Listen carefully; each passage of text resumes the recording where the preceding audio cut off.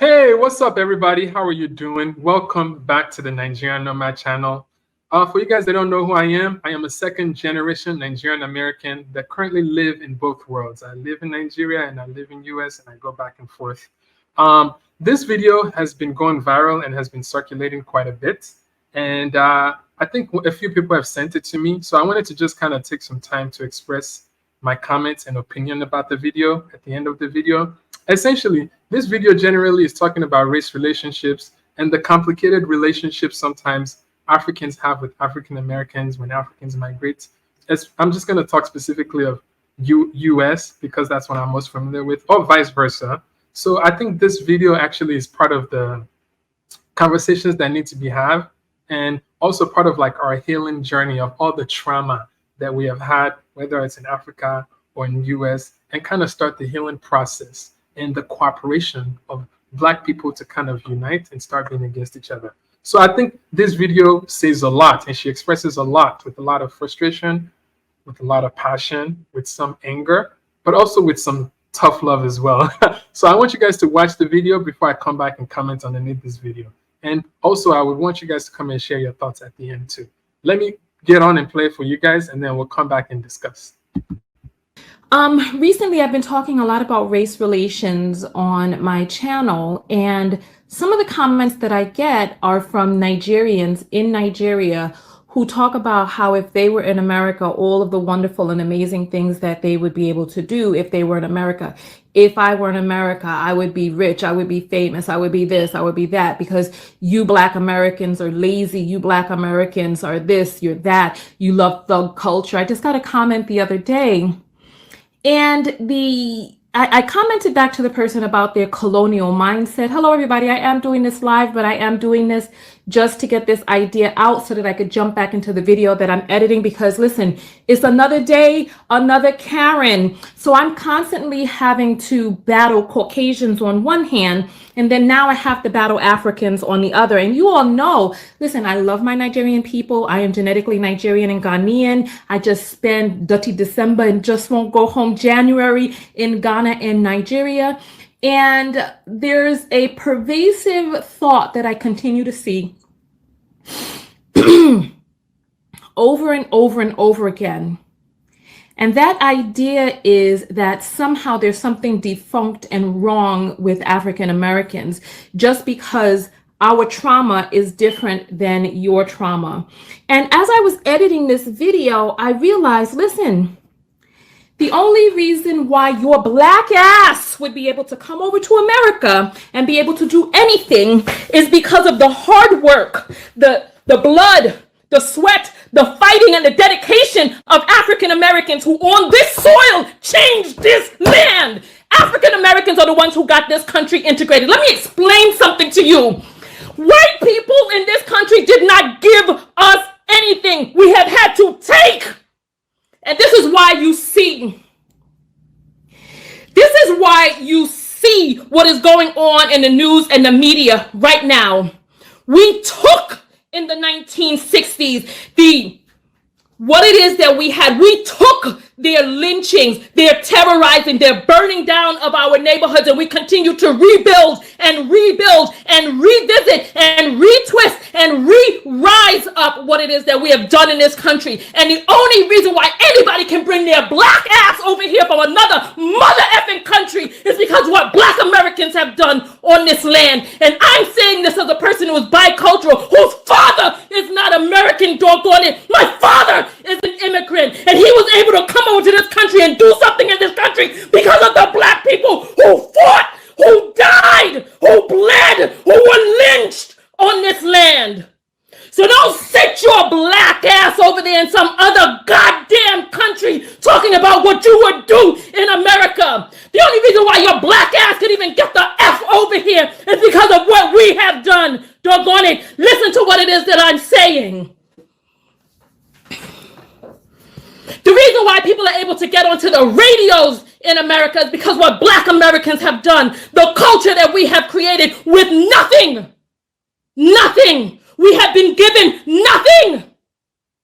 Everything that we have in this country, we have because we have taken. Listen to what it is that I'm saying. So don't sit your Black ass over there in your country with you need to do with your government. If anything, you should feel inspired by African Americans, inspired to pick up your picket sign and take your ass off your seat and go out there in the streets and protest in your damn land.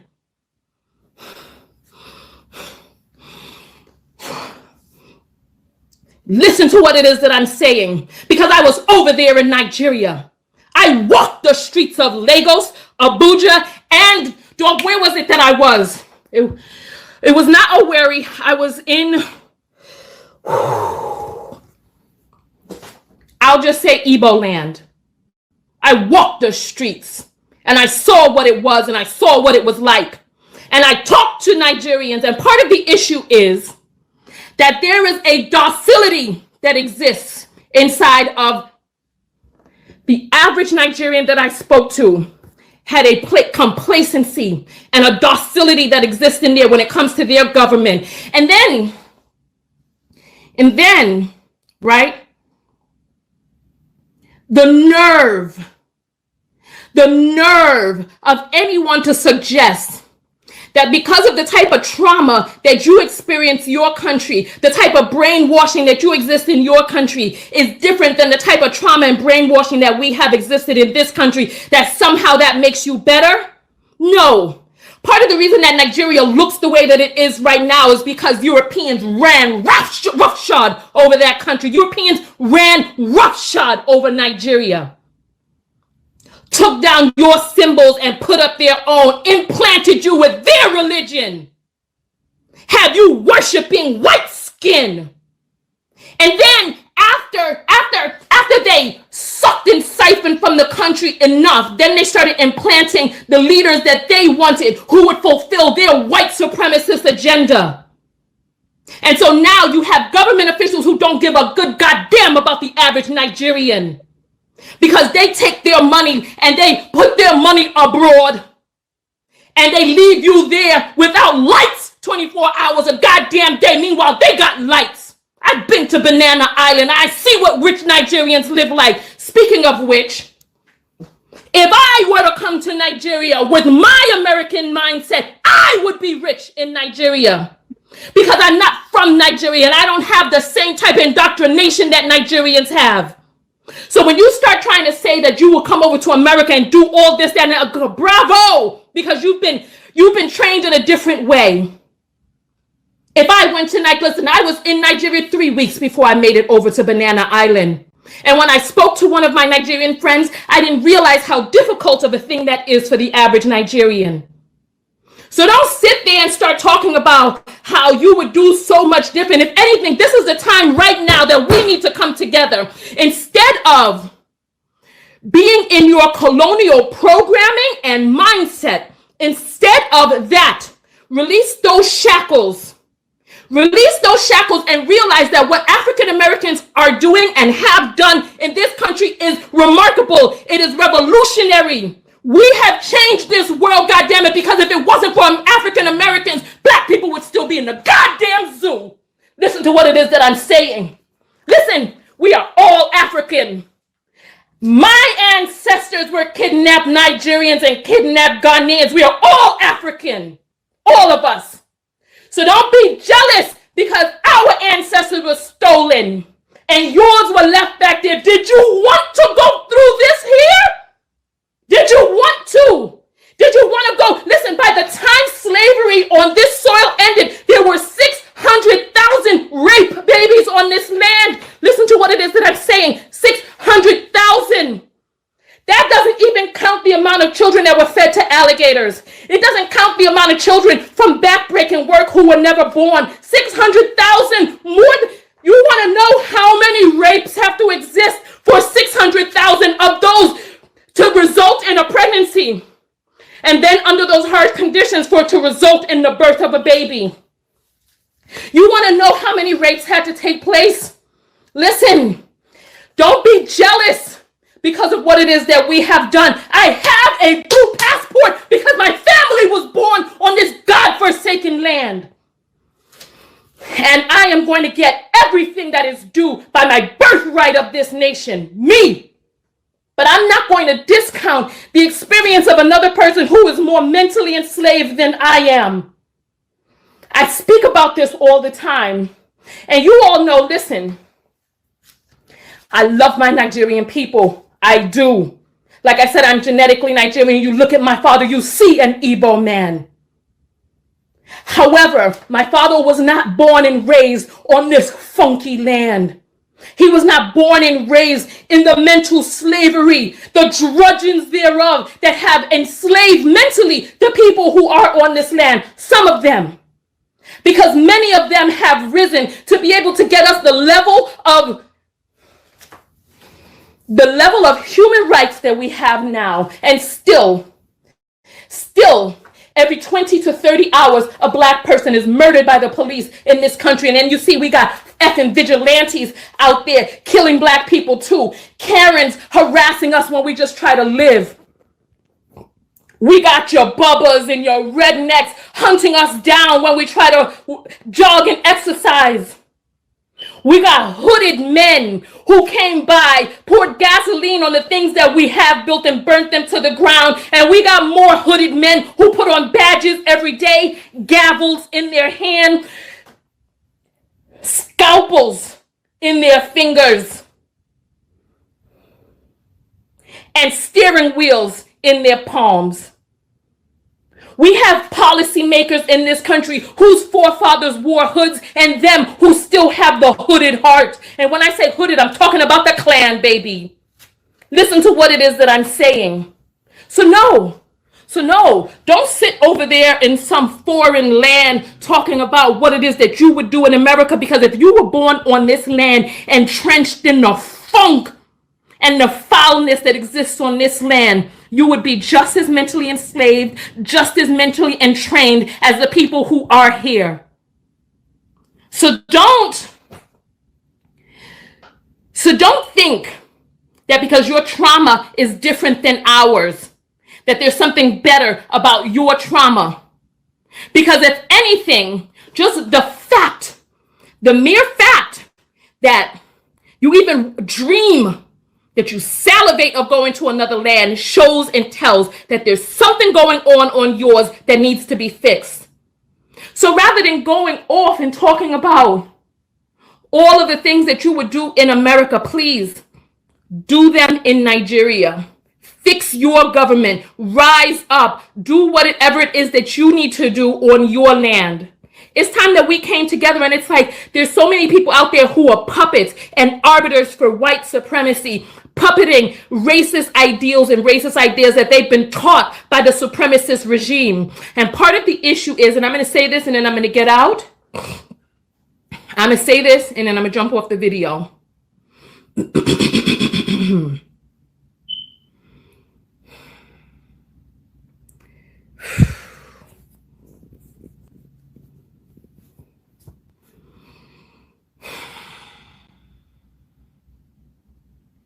In America, our racism is overt. They try to dog whistle it every once in a while, but it's overt. You can see from the numbers, you can see from the way Black people are treated. It's overt here. Where colonialism existed, it's insidious and it's silent. You don't really know that it's there, but you know, it's like you feel like the frog in the water where the heat is turning up slowly. You don't know what it is, but you're feeling uncomfortable. So that it's so much easier for you to sit on the internet and talk about what you would do in America, fantasizing about the rights and the privileges that have been gained off the backs of the same people that you disrespect, rather than getting up off your ass and doing that in your own land. Listen, if anything, I prefer the racism of the United States to the racism that exists in the UK, to the colonial mindset that exists in many African countries and in Caribbean islands. I prefer it because these people, they don't mince words. They tell you how they feel. They show you how they feel with their policy. Meanwhile, in other countries, it's silent and deadly because you're sitting there. Listen, we talked about this when I was in Nigeria. Monthly salary What was the monthly salary when we talked? $150 per month? 150 US per month in Nigeria. I think the salary was $30 a week. I was at a hotel where I was spending $160 a day. That was half a month's pay for the man who took my money. Half a month's pay. This is not stuff that I am theorizing about. This is stuff that I have seen. So it's like, yes, people think that we complain and that we moan and bemoan. People think that we are dissatisfied and we're always complaining and we're harping and this, that, and the other. That's because there's inequality. That's because there is an infringing on human rights. That's because there's a disparity that exists in this land. And so we speak up about it and we let our voices be heard. Does it get annoying for people to have to hear you complain over and over again? I'm sure it does get annoying, but it gets stuff done. People over here talking about the riots. Oh, people are paying attention though, right? Because how many people will sit silently as people march peacefully, but start damaging some stuff, and then now all of a sudden ears perk up. It's on the main news. It's broadcasted worldwide. So yes, listen. Instead of sitting there salivating about what's going on and the opportunities that were created in other countries, listen. Go do your damn research. It wasn't but 55 years ago that we integrated. Black people and white people could not be in the same spaces. They had funky, wretched, unclean bathrooms for us. Hot ass, dirty ass, lead-filled water for us. Meanwhile, refrigerated water for the white people. Clean bathrooms for the white people. Police to serve the white people. I mean, you still see how they're calling the police on us because they know, oh yeah, if I call the police on your black ass, they're going to believe me and not you. So if left up to the devices of the average white supremacists in this country, there wouldn't be nothing for you to come over here for. There wouldn't be nothing for you to come over here to get or to gain, because your black ass would be segregated someplace with the police ready to bash in your goddamn African head at any chance that they get. Because ain't nothing, the only thing worse than an American nigga is a foreign nigga. Listen, I'm gonna get off of here. I want to hear your comments below.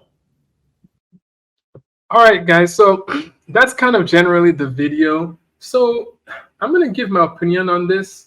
There is a lot that she shared. She's obviously an intelligent woman. Delivery, I hope people don't get the message lost in her delivery style.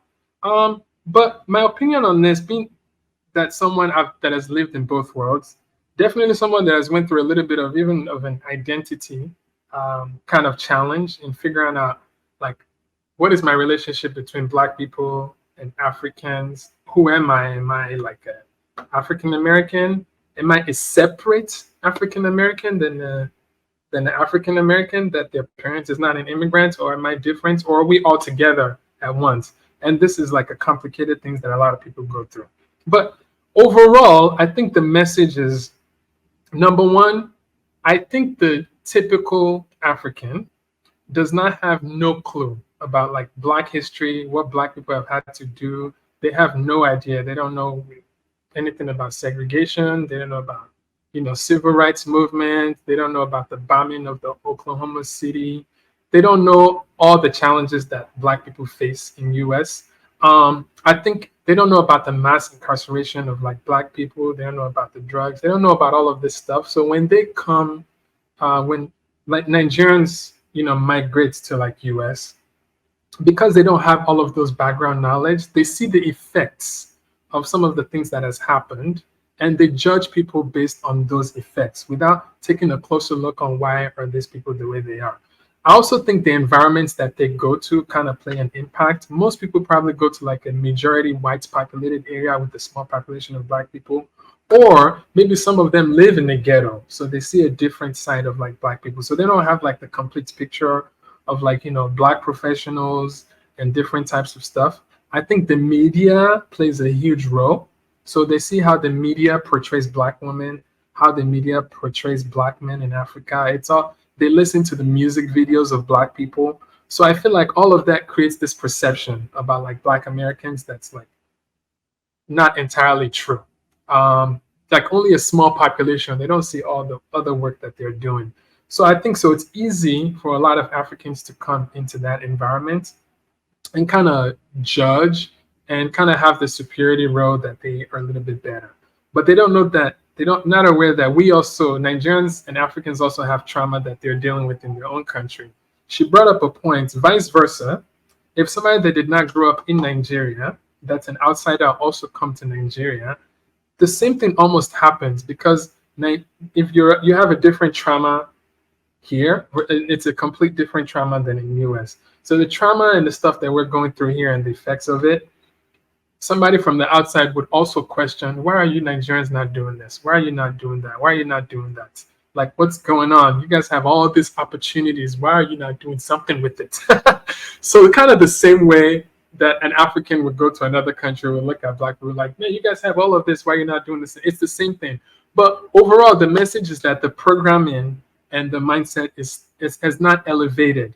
And we need a lot of healing. We need a lot of therapy. We need a lot of discussion. We need a lot of prayers. Majority, we need a lot of healing to overcome the generational trauma and effects that all of this slavery and colonialism has had. Now, some people have elevated and has broken out of that victim mindset and are going forward in both ways, but some people haven't. So a lot of people still need that education. So I think that's why content creators' role is very important to completely change the narrative, to completely show the positive side. And the media has a huge role to play in this. It would help the perception of both, both people to kind of come together. A lot of African Americans also have a completely different perception about Africa. Some of them have never been to Africa. They don't know. They probably watch National Geography. They're scared to come here. They feel like it's all jungles. They feel like it's all poverty ridden.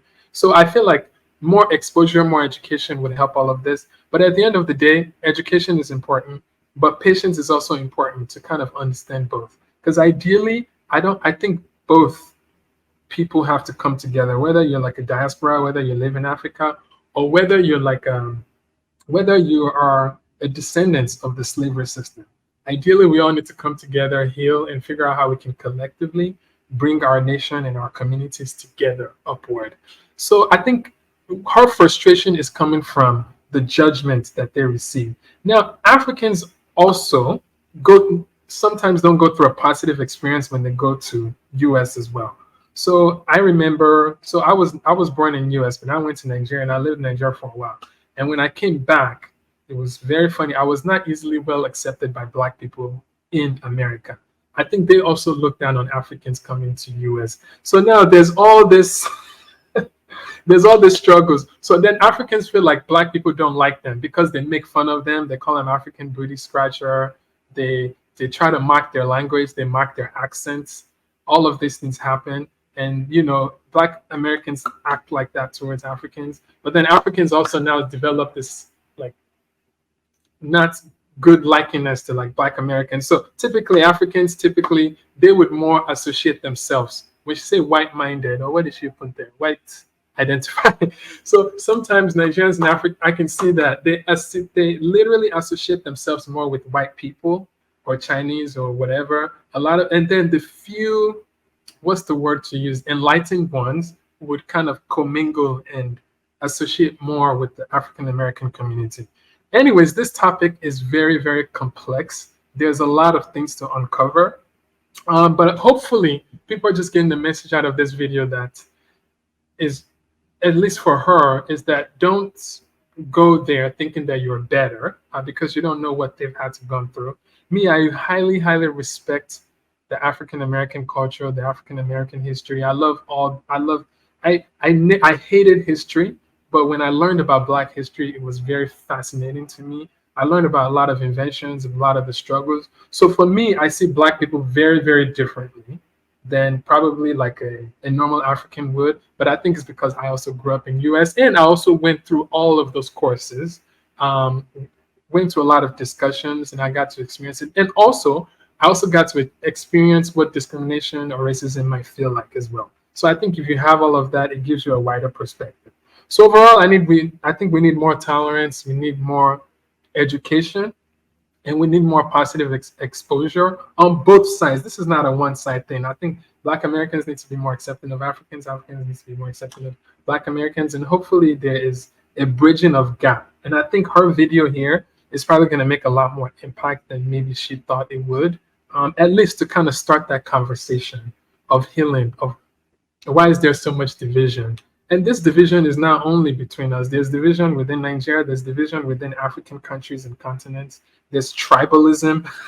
There's all this type of stuff that we're still trying to recover from. But I think we're getting there. There's a little bit more migration. There's a little bit more social media is helping. And I think we're getting there slowly and surely. So yeah, although it's a hard delivery, but I think that she makes some good some good points. Also, I can tell she's also not fully aware too of some of the challenges Africans face when they come to US. So she's speaking from her own perspective. But overall, I think that we just need to be more tolerant to each other. Education is important, exposure is important. And I think that will help us to kind of unite ourselves to build our communities together. But anyways, guys, what points did she bring up or that I brought up resonated with you? Give me your comments underneath this video below. I want to hear your thoughts and opinion. And please stop using the word akata. I hate that so much. Please, I beg of you, stop using that word. That's a good first start. Stop using that word. But yeah, I would say, comment underneath this video. Let me know your thoughts. Let me know your opinions, your comments. Is she right? Is she wrong? What point of correction do you have? I would love to hear you guys' comments underneath this video. Again, guys, thank you so much for watching. And remember, it's your time to rise and let your light shine. Peace.